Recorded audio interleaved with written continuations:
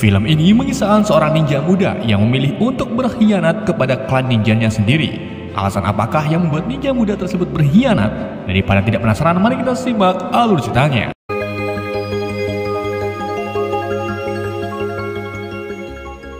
Film ini dibuka dengan seorang Yakuza bernama Han yang sedang ditato gambar wiruk oleh seorang kakek bernama Waong. Saat itu juga anak buah Han mendapatkan sebuah surat yang entah apa isinya.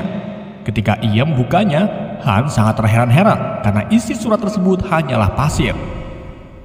Waong yang tahu pesan itu pun langsung shock. Ia mengatakan kepada Han kalau beberapa tahun lalu dirinya sedang ngejob di sebuah markas Yakuza.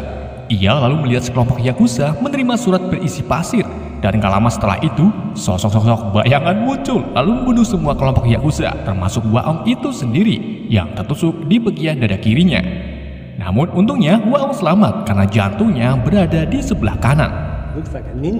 Mendengar cerita Waong, Han dan anak buahnya pun langsung tertawa karena menganggap ninja hanya ada di abad ke-14. Namun gak lama kemudian ninja yang diceritakan Waong datang lalu membunuh semua anak buah Han. Double kill. Triple kill.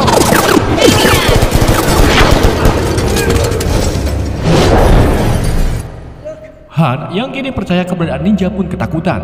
Ia mencoba bernegosiasi, tapi yang diinginkan para ninja hanyalah kematian Han. Setelah Han terbunuh, salah satu ninja membunuh Waong agar keberadaan mereka tak tersebar ke seluruh masyarakat. Kemudian kita beralih ke puluhan tahun sebelumnya, tepatnya tahun gak tahu bulan gak tahu, di mana kita di belakang sebuah perguruan ninja bernama Clan Ozuno yang dipimpin oleh Lord Ozuno. Lord Ozuno menculik anak-anak kecil di seluruh dunia untuk menjadikan ninja pembunuh bayaran saat dewasa nanti. Lord Ozuno lalu memperkenalkan anak laki-laki yang baru saja ia culik. Anak tersebut bernama Raizo Turu. Di hadapan murid barunya, Lord Ozuno memperlihatkan sebuah sulap. Ia menggores tangannya sendiri, lalu membacakan sebuah mantra markadut-markadut, dan seketika itu juga lukanya langsung hilang. Hal tersebut tentunya membuat semua murid baru semakin bersemangat untuk mempelajari sulap. Di hari berikutnya, Lord Ozuno memulai melatih murid-muridnya dengan sangat brutal, terutama bagi Raizo yang ditunjuk Lord Ozuno untuk menjadi penerus klan ninjanya.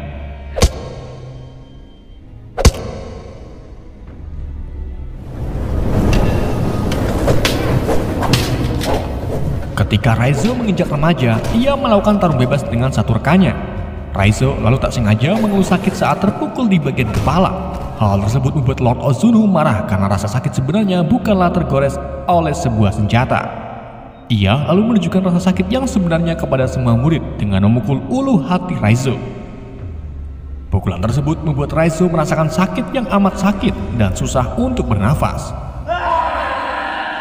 Lord Ozuno lalu mengatakan kepada Raizo, "Jangan sampai kau mati malam ini."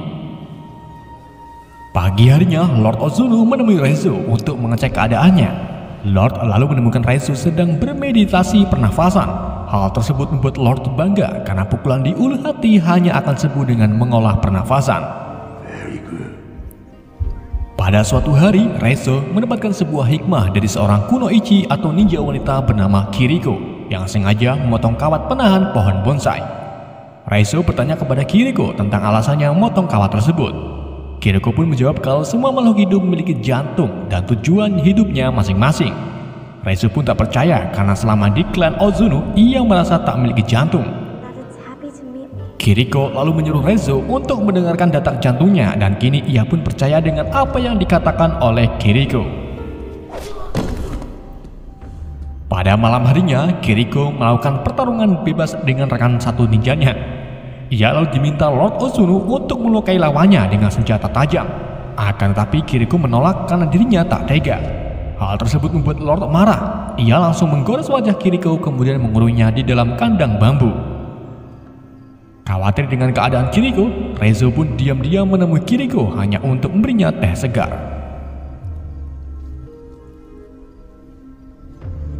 Seiring berjalannya waktu, Raizo dan Kiriko pun mulai jatuh cinta. Akan tetapi Kiriko sudah muak dengan keadaannya sekarang. Pada suatu malam, Kiriko diam-diam pergi melarikan diri. Rezo yang mengetahui aksi Kiriko pun langsung mengejarnya dan minta untuk tak melarikan diri karena jika ia tertangkap, pasti Lord Ozuno akan bunuhnya. Kiriko pun mengatakan kalau dirinya ingin kebebasan dan hidup normal. Sebelum pergi, Kiriko memberikan kenang-kenangan kepada Rezo berupa penukaran air liur. Setelah itu, Kiriko memanjat tembok lalu pergi meninggalkan pondok Ozuno. Namun beberapa hari kemudian, Ozuno senior berhasil menangkap Kiriko. Kiriko lalu dihukum mati oleh senior Ozuno bernama Takeshi dengan menusukkan pedang ke jantung Kiriko.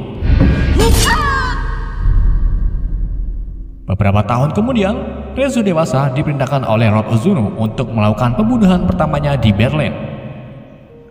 Target Rezo adalah seorang mafia kaya bernama Bagong.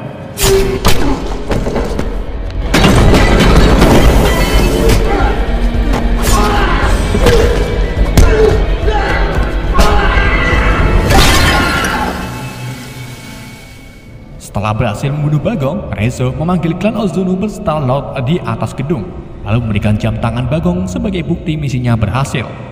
Lord lalu menyuruh Rezo untuk menyimpan jam tangannya. Setelah itu, ninja senior menyeret salah satu kunoichi yang sebelumnya mencoba melarikan diri. Rezo kemudian diminta untuk membunuh kunoichi tersebut dengan sebuah pedang. Namun di sini Rezo mengingat tentang kematian Kiriko. Ia pun mulai berpikir kalau apa yang dilakukannya tidak benar. Dengan sigap, Rezo langsung menebas wajah Lord Ozuno dengan senjata Kyoketsu Soge. Mengetahui kalau Rezo telah berkhianat, Lord pun memerintahkan semua muridnya untuk membunuh Rezo. Rezo yang belum makan kemangi mulai kewalahan. Ia dihujani puluhan shuriken yang membuatnya jatuh ke sebuah sungai, namun di sini Rezo masih hidup. Beberapa tahun kemudian, setelah pulih dari lukanya, Rezo kini tinggal di sebuah apartemen kecil. Di tempat inilah Rezo bersembunyi dan terus menyempurnakan pelatihannya. Hampir setiap hari, Rezo terus berlatih sampai saatnya ia bersiap untuk balas dendam kepada klan Ozuno. Keesokan harinya, Rezo pergi ke tempat laundryan untuk mencuci beberapa koleksi sempak yang selalu berlendir di malam hari. Saat Rezo sedang menunggu sempaknya kering, tiba-tiba seorang wanita mendatangi Rezo dan meminta bantuan untuk melimpiti spray miliknya. Di sini Rezo sadar kalau wanita tersebut adalah Kunoichi. Ia pun bertanya dari mana asal klanmu. Mengetahui kalau penyamarannya terbongkar, si wanita pun langsung menyerang Rezo. Namun Rezo yang sudah pro dalam memainkan skill 2 Hayabusa dengan mudahnya mengalahkan si wanita. Pemilik laundry yang mendengar gemerungsung lalu menghampiri ruangan tunggu. Ia langsung terkejut ketika melihat tubuh wanita tergiling mesin laundry. Di sisi lain, tepatnya di Europol Headquarters, seorang agen bernama Mika Koretti menemui atasannya bernama Ryan Maslow untuk menunjukkan beberapa kasus pembunuhan politikers yang ia selidiki. Kasus tersebut sampai sekarang belum terpecahkan karena tidak ada satupun bukti yang polisi temukan. Namun setelah diteliti lebih lanjut, Mika menemukan kalau kasus ini ada kaitannya dengan klan Ozuno yang terkenal sejak dulu sebagai pembunuh bayaran bagi para pejabat. Tentu saja Ryan tak percaya karena ninja hanyalah sebuah mitos. Mika kembali meyakinkan Ryan bahwa untuk menyewa klan Ozuno, para pejabat harus memberi imbalan berupa 100 kg emas. Mika lalu menunjukkan kasus pembunuhan Perdana Menteri Rusia bernama Alexei yang misterius. Tetapi sehari sebelum pembunuhan, Mika menemukan transaksi salah satu bank di Rusia berupa uang sekian dolar yang setara dengan 100 gram emas ke rekening di Shanghai. Hal itu menandakan di balik kasus Perdana Menteri Rusia adalah ulah klan Ozuno. Mika kemudian meminta izin kepada Ryan untuk menyelidiki kasus ini lebih lanjut. Keesokan harinya, Mika pergi ke rumah istri Alexei bernama Ibu Sebastian untuk menanyakan tentang kematian suaminya. Sebastian memberitahu Mika kalau beberapa hari sebelum Alexei meninggal, Alexei didatangi seorang pria misterius. Setelah pria tersebut pergi, wajah Alexei berubah pucat ketakutan, padahal Alexei dulunya mantan agen intelijen yang tak memiliki rasa takut. Alexei kemudian memasang beberapa CCTV dan kunci pintu. Ia juga memasang lampu orgen yang bertujuan untuk menghalau si pembunuh. Namun semua itu yang dilakukannya Alexei itu sia-sia dan tak membantunya sama sekali. Sebastian lalu memberikan berkas pribadi milik Alexei kepada Mika dan berharap kepada Mika untuk menemukan pelakunya. Kemudian Mika pulang ke apartemen untuk menyelidiki berkas-berkas milik Alexei. Di berkas tersebut, Mika menemukan rekaman CCTV yang di dalamnya terdapat rekaman seorang pria sedang mengajar beberapa ninja. Setelah disom, ternyata pria tersebut adalah Raizo. Pagi harinya saat Mika sedang bekerja, ia didatangi seorang agen bernama Sabriansky yang menanyakan tentang agen Ryan. Ia juga memberitahu Mika kalau dirinya ditugaskan untuk mengawasi penyelidikan yang Mika lakukan. Setelah pulang kerja, Mika bertemu dengan Ryan di sebuah taman. Di sini Ryan memberitahu Mika kalau kemarin agen Sabriansky menggeledah semua tempat kerjanya dan tak memberikan alasan yang masuk akal. Ryan pun menyimpulkan kalau sekarang kita dalam bahaya. Mungkin saja klan ninja yang Mika maksud itu benar dan sedang melindungi apa yang menjadi sumber barang bukti pembunuhan. Malam harinya saat Mika pulang, ia menemukan kalau listrik apartemennya padam. Mika lalu masuk ke kamarnya dan menemukan sebuah surat berisi pasir. Ia pun langsung panik bahagia karena paham dengan maksud surat tersebut. Gak lama kemudian, tiba-tiba sosok ninja muncul dan langsung menyerang Mika. Namun di waktu yang sama, seorang pria juga datang menahan serangannya.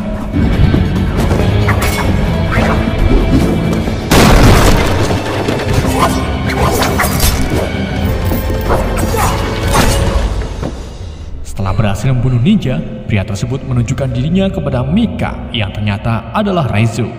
Mika pun tahu Raizo karena ada di rekaman CCTV sebelumnya. Raizo memberitahu Mika kalau dirinya ingin membantu Mika menyelesaikan tugasnya. Begitu pula dengan Raizo yang ingin membasmi para ninja. Keduanya lalu pergi ke sebuah hotel bintang 0 untuk bersembunyi dari ninja lain yang mungkin saja sedang mengejar Mika. Di sini, Raizo menyalakan rokok kretek lalu kukusnya dikebul-kebulkan ke tubuh Mika agar para ninja tak mencium bau tubuh Mika. Setelah itu, Mika menelpon Ryan untuk memberitahunya kalau salah satu dari klan Ozuno yang membelot ada di pihaknya dan dia ingin membantu kita menyelesaikan permasalahannya. Ryan pun meminta Mika untuk bertemu di sebuah tempat. Mika dan Raizo lalu menemui Ryan di sebuah gang. Setelah mereka bertemu, tiba-tiba satuan tugas bermunculan lalu menangkap Raizo. Mika pun marah kepada Ryan karena ia telah menipunya. Raizo kemudian dibawa ke sebuah markas untuk ditahan. Sedangkan Mika memberitahu yang lain kalau apa yang dilakukan mereka malah akan membuat para ninja bertentangan. Ryan lalu meyakinkan Mika kalau dirinya masih ada di pihaknya. Ryan pun memberikan sebuah alat pelacak kepada Mika untuk keadaan darurat. Gak lama kemudian, tiba-tiba listrik padam. Mereka pun mulai mempersiapkan senjata lalu berpencar ke seluruh ruangan. Para ninja kemudian bermunculan dari atap-atap dan langsung menyerang pasukan khusus.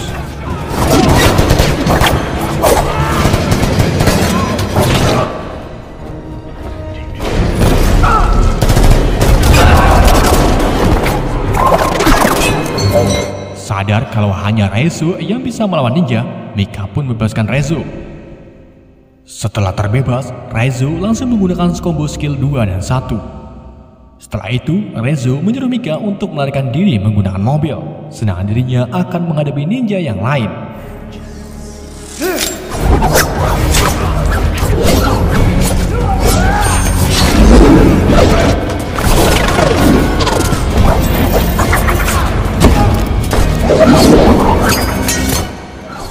Pelatihan mandiri yang Raizo lakukan tak sia-sia. Ia berhasil membunuh beberapa ninja hanya dengan gerakan meletik-meletiknya. Tetapi karena Raizo belum akan kebangi, ia pun beberapa kali terkena serangan dan membuat Raizo memilih untuk melarikan diri.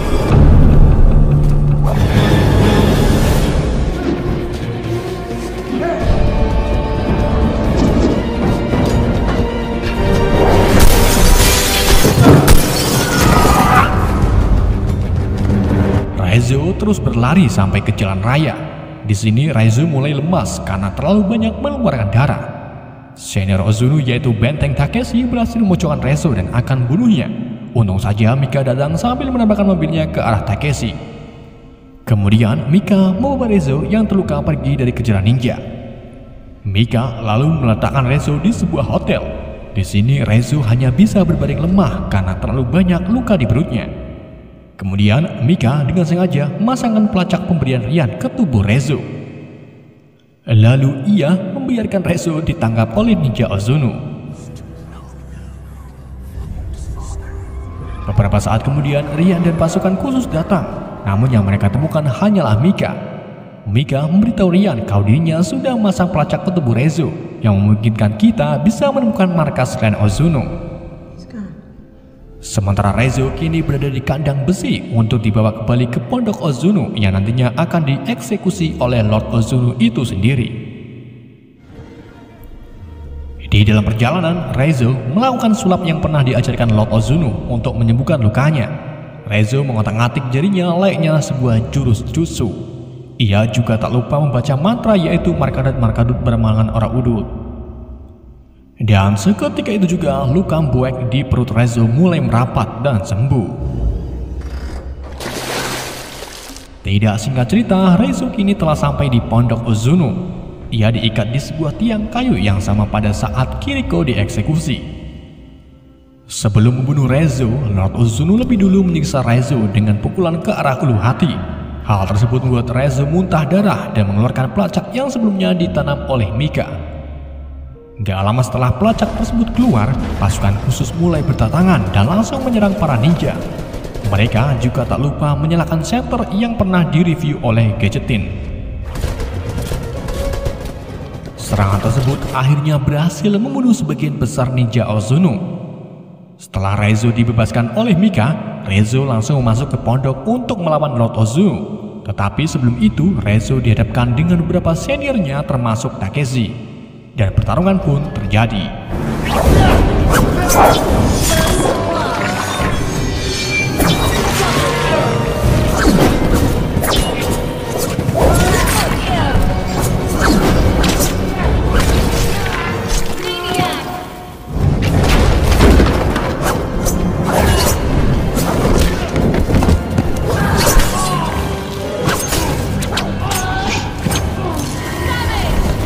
Setelah berhasil membunuh Takeshi, Rezo menemui Lord Ozuno di ruangannya. Ia mencoba menyerang Lord, namun serangan tersebut dengan mudah ditangkis olehnya. Gak cuma itu, Lord juga mampu menghilang dari pandangan Rezo hanya dalam sekejap. Keduanya lalu bertarung menggunakan pedang.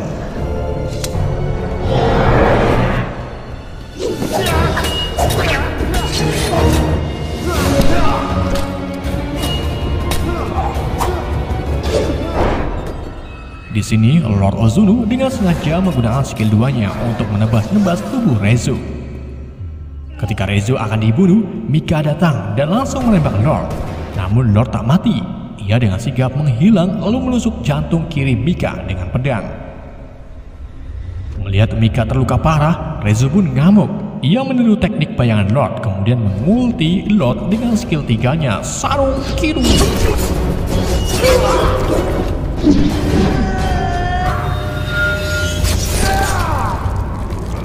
Akhirnya, Rezo pun berhasil membunuh Lord Ozuno. Setelah itu, Rezo membawa tubuh Mika keluar. Ia lalu mengecek kondisi Mika dan menemukan kalau Mika masih hidup. Ternyata jantung Mika berada di sisi kanan, sama seperti kakek Waong. Mika dan agen Aeropol kemudian meninggalkan komplek Ozuno yang hancur, sedangkan Rezo memilih untuk tetap tinggal. Rezo lalu memanjat tembok yang pernah dipanjat oleh Kiriko dan melihat pedesaan di sekitarnya. Film pun berakhir. Sumpah, habis. Oke, itulah alur cerita film Ninja Assassin. Semoga kalian terhibur dengan alur cerita yang saya bawakan. Pesan yang tidak bisa kita ambil dari film ini, orang bijak adalah orang yang selalu menyiram tainya setelah berak. Sekian dari saya, wassalamualaikum warahmatullahi wabarakatuh.